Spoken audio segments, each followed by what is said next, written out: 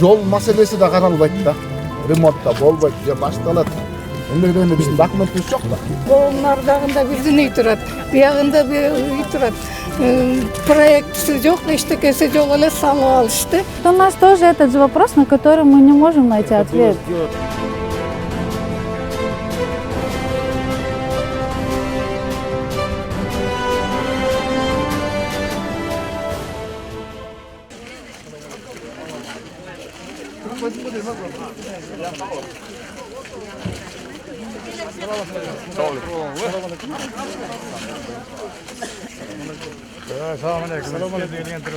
Эми биздин сизди чакырган себебибиз момундай болуп атат. Биздин Төкөлдөш конушунда 903 турак жайыбыз бар. 900. Бир 5,5 миңден ашуун калкыбыз жашайт. Анан биздин көйгөй ушул болуп атат. Мынау эки көчөбүз бар. Бири мынау кийинки көчө Достоевский деп коет. Бири ушул көчө. Ошо экөөнүн алганда жалпысынан бир 250 чакты үй бар да, турак жай. 250 турак жай. Бул үйлөрдүн арасында эми бир 30 жыл, 40 жылдан бери жашап аткан тургундар да бар. Бирок ошол убакыттан бери ушул үйүнө документ жасай албай келет да. Анткени эми ар кандай себептер бул жерден теплотрасса өтөт. Мына өзүңүз көрүп турган теплотрасса, анан мундагы эреже боюнча охранный зонасы бар экен деп ошого да себеп болуп атат. А кийинки Достоевский көчөбүздө болсо высоковольтный линия өтөт. Анан ошонун алдына түшүп калганда биз үйлөрүбүзчү. Вот, ошол высоковольтный бар. Мына ошол высоковольтныйдын алдында да 130 бар. Теги көчөдө 130, бул Ошол көчөдө себеп болот ага. эми жоопчунда келип атат. Анан Арасында дагы башка эмелер бар. анан ушул биздин элдер ушул жанагы учетко тура албайт, мектепке да справка сурайт экен, поликлиникада да справка сурайт экен. Анан бирок ушул көчөнүн арасынан бир убагында бүтүрүп алган тургундарыбыз да бар экен. Үйүнө документ жасап алган жашоочуларыбыз да бар. Ушул эле көчөдө. Так ушул көчөдө бар да, саналуу үйлөрчү. Саналуу үйлөр. Анан эми ошол көйгөйүбүз менен чыктык сизге. Полковник милиция батысталчы. В данный момент жасап атам, пенсиядан. Азыр маяка элдин көйгөйүн бар. Мен жашаган мына 40 жылга жакындап калды ушул жерге. Сиз уш көчөдө турасызбы? Мен Мендерей көчөсүндө турам. Документиңиз барбы сиздин? Меники жок. Полковник милициянын документи жок. Биз элдин маалымат мен Акчаңыз жок. мен таза жүргөн Милиция менен жүргөн киши. Мен таза жүргөн кишимин. Анан мындайда элдин көйгөйү эмне? Могу кызыл китепте болуп атат. Кызыл китепти берген положенияларын биз билип берсек дегенбиз да. Мисалы мен баргам убагында штептен барсам, департаментке барсам, ар кайсы вопросту айттым. Муну мен бар документтерди топтоп бардым. Барсам, сотко барыңыз деди. Сотко барсам, ачык айтмай открывайт да. 3000 доллар бериңиз деди. Мен эмне 3000 доллар берем? 3000 доллар бериңиз деди. 3000 доллар бериңиз. Андан бери жети жыл өтүп кетти. Документти баарын даярдап берди. Сот чечим чыгарып берет. Токтом. Эми бул туура эмес болуп атат. Акимдин орун басары, мен сизге суроо берейинчи. Эмне аракет кылдыңар ушул элдин маселесин чечүү боюнча? Аракет бул азыр иш рабочий группа иштеп атат. 3 жыл массивти бүтүрдүк. Кара Жагаш менен Алтын Ордо менен Рухимурасты. Азыр Төкөлдөш менен Кокжар бүттү. Ошо инвентаризация аркылуу БГА менен УЗС госрегистр документ карап атабыз. Мүмкүнчүлүк барбы же жокпу узаконенияга. Ошол жумуш алып баратабыз. Февралга мотивация, если санитарный зонага түшсө, же лептин астына болсо санитарный зона, биз ошо именно А если түшпөй калса кандай болот? Если возможность есть, мы как раз хотим наоборот людям помочь, постараться свое предложение дать, да? Биз архитектурага чуркап атабыз да. Чуркасак бир эле себебин айтат, ушул турба турат байке дейт. Болду, башка эчтеке жок дейт.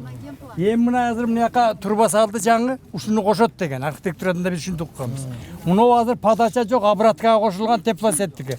Төртөө болчу, экөөнү алып кеткен бир 4 жыл мурун. Муну экөө эле турат. Араң эле жылыйт, үстүнө мышык уктаса да күйбөйт азыр. Илгери өрттөнүп кетчү. Эми ушул Мунун ичинде ошо турбанын ичинде эмне жүрөт? Суу жүрөбү? обратка жүрөт экен. Мурун подача болчу. Төртөө. Эми ушул ушул жердеги элдин тагдырынын баардыгы ушу турба кармап турат да. Чындыгында. А муну улайт деп эмнерге канча немеге мына жайы менен былтыр иштеп мынакты бүтүрдү, бирок башын улабай мына кесип времени деп кайта ошо мурунку ойдон турат, жаңыга улаган жок. Эми ушуну биз ойлойбуз да, ушуну бир чечип берсе, ушу элдин тагдыры чечилет эле. Эми канча жылдан бери турат, ошол жерде өмүрүбүз өттү да. Эми каяка барабыз караңгыда? 30 жыл, 40 жылдан бери. О, эми каяка барабыз? Өлөргө жакын эми ошол жерде. Социальные эштеке ала алышпайт. Не могут получить, потому что у них нет прописки. Мен бияка жүрөм, бияка жүрөм. Жок, эчтеке жок. Жок. Бар, эмеси бар, чертеждору бар, техпаспорту бар, бирок алардын бар. Бар, Архитектура Бекитип берген убагында. Мен өзү 1968 жылдан бeri şu жерде турам. Şu yerде turasыз. Ушул жерде турам. Мына мен деле Төрөлгөндөрдөн бери турат экенсиз. эми угуп тур. Ошо сен төрөлгөндөгү балдар азыр небире чөбүрөлүү болуп калды. Бирок ошол 1968 жылы алган домовой эме кинигам бар. Бирок ошодон бери мен кызыл китеп ала албай койдум. Bundan 10 жыл мурун айтты, кызыл китеп алышка болот экен. Жүгүрсөңүз болот деди. Жүгүрдүм, ары жүгүрдүм, бери жүгүрдүм. Госрегистрге бардым. Госрегистрге барсам айтты, байке үйдү каерден чертеж кылып чийишибиз керек деди. Андан бир кызды жиберди, ал келип чийди. Анан госрегистр мени архитектурага жиберди. Архитектурага барсаңыз, эми сиздики документиңиз даяр, ошол жерден кызыл китеп берет деди. Кызыл китеп ал жерге апарып берсем айтты, 2 күндөн кийин келиңиз. 2 күндөн кийин результатын айтабыз деди. 2 күндөн кийин барып айтсам айтты, красный линияда турасыз, берилбейт деди. Анда мен айттым, ай менин үйүмөн кийин 2 үй экөөнүн тең кызыл китеби бар. Эмне үчүн алардыкы бар дагы мени 68 жылдан бери бербейсиңер десем, аны өткөндөгүлөр уже жасаткан, а сиз жасай албай калгансыз дейт. Бул жерде коррупция бар. Ошол жерде акча таппай калгансыздар. Ошо ойдон акча жок да, мен уже каякта акча. Эми мына силер азыр депутатсыңар, ушул канча депутаттар келип ушул көйгөйдү айтып кеткен. Мен сага ишенем, телевизордон деле баягы көрүп жүрөм. Эми Кудай эме кылсын, муну депутат эле баягы келет, тетис жактан теплотрастан эч ким келбейт, муну алыш үчүн ошолор айтыш керек болчу. Түшүндүм Аксакал. Эми ушуну силер бир эме кылып Турбан башында. жасап берсеңер жакшы эле болот эле. Азыркыга чейин менин балдарым ошол пропискасы жок. Пропискасы жок. Каякта болот? До сих пор ходим вот такими бумагами. До сих пор ходим вот такими. Мына ушундай. Бар ушундай. Илгери. Ушу боюнча эле жүрөбүз. Бар экен да бул. Нет, токтом. Чертеж сделали. Не ставят. Токтом бар да бөлүп бергенчи мына анан эмне токтом болгондон кызыл китеп чыгарып бербейт. Значит вопрос. 69 года уже до сих пор ходит. Ушул болчу да. О, илгери ушул менен. Домой киргиз ушул болчу. Ушул менен сатып берип. Жарабайт дейт, муну үргүтүп берет экен. Выкиньте да койду болду. Мен кадимкиде эл катары эле мен 5000 сом убагында сатып алгам. Азыр мен эл катары эле светке төлөйм, сууга төлөйм, баарына төлөйм, справка алам убактылуу деп. Биздики болгону көйгөйүбүз высоколтный. Астында турам мен үйдүн астында. Коркпой этпей тура атабыз. Ошо биздики деле ушул көйгөйүбүз. Бияк ушул болсо биздики высоколтный. Мен сатып алгам. Жеңилин айтсам жердештер, туурасын айтсам туугандар, менин бул жака келишиме сиздердин ошол конуштан бир кыздын кайрылуу каты себеп болду.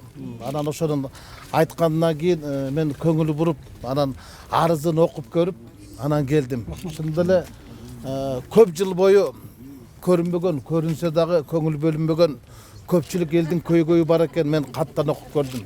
СССР кулап калса дагы, СССР ыдырап, СССРдин мүлкүнүн бардыгын менчиктеп, энчилеп кетти. Бирок СССРдин убагында алынган жерлер, элдер бар экен. Бүгүнкү күнгө чейин эгемендиктен 30 жылдан бери ошол үйүнө документ ала албаган. Анан мен таң калдым, бул кандай жер десем, ошо тесттин үстүндөгү төкөлдөштө өстөдү да. Анан мен жана сиздер айткан маселени мен уктум. Ошол көчөдө бир үйдүн кызыл китеби бар. Ал кадимкидей эле мыйзамдын негизинде алып жашап атат. Ошол экинчи үйдө жок деген. Андай болушу мүмкүн эмес. Мүмкүн эмес. Же мыйзам бардыгына бирдей. Бардыгына бирдей. Эгер ошол көчөдөгү тамдардын бардыгы мыйзамсыз болсо, анда тигилердин алганы мыйзамсыз. анда силердин албай жатканыңарда мыйзамсыз болуп калат.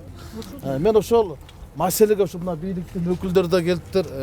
Мен эми элдин өкүлүмүн. Анткени мага бийликти силер бергенсиңер. Мага мандатты дагы, мансапты да мен силерден алгам. Мен силердин таламыңарды талашам. Мен мыйзамдын таламын талашам. Ошон үчүн келген негизги себебим ушуну өз көзү менен көрөйүн. Баягы бир көргөндөн миң уккандан бир көргөн артык деп өз көзүм менен көрүп, ошол жердеги жашоочулардын өзүнүн оозунан угайын.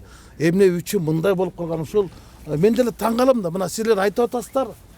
Ошо 68-жылдан бери мен ошо 68 жыл жарык дүйнөгө келгем.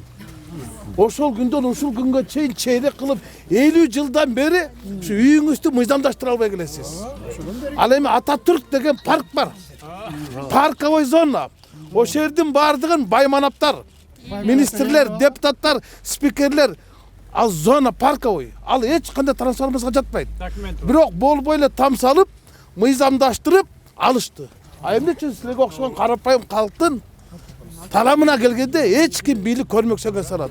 Мен ошол көңүл бурдурган ушул бийлик менен бирге мыйзамдын талабына ылайык, ыймандын талабына окшоп бул жерге бардык ушул жана мыйзамдаштырып бергенге аракет кылайын. Ошого мен өзүмдүн көмөгүмдү салайын, ошолорго көмөк көрсөтөйүн деген эле ниет менен келдим.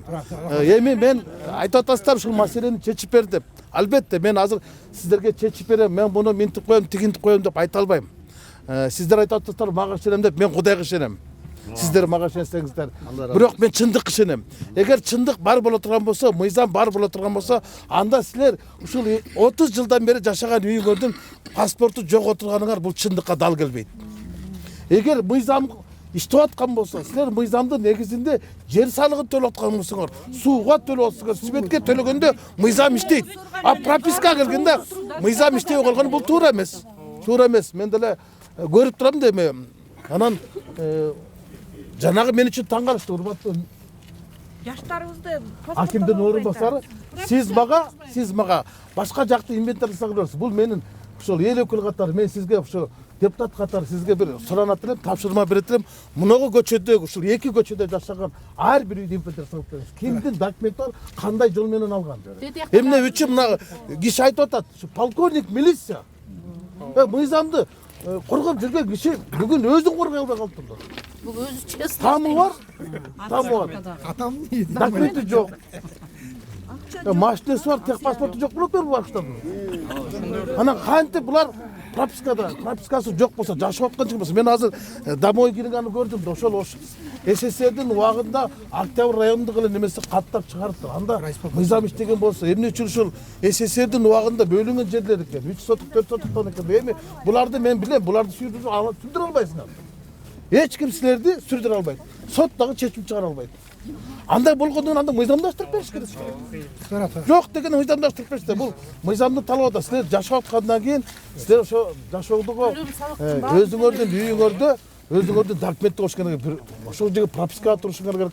Ошол жерден мектепке барасыңар, больницага барасыңар. Эгер күрөөгө коюп туруп кредит аласыңар, сатасыңар. Силер ошону эчтеке кыла албай турасыздар. Мен түшүндүм.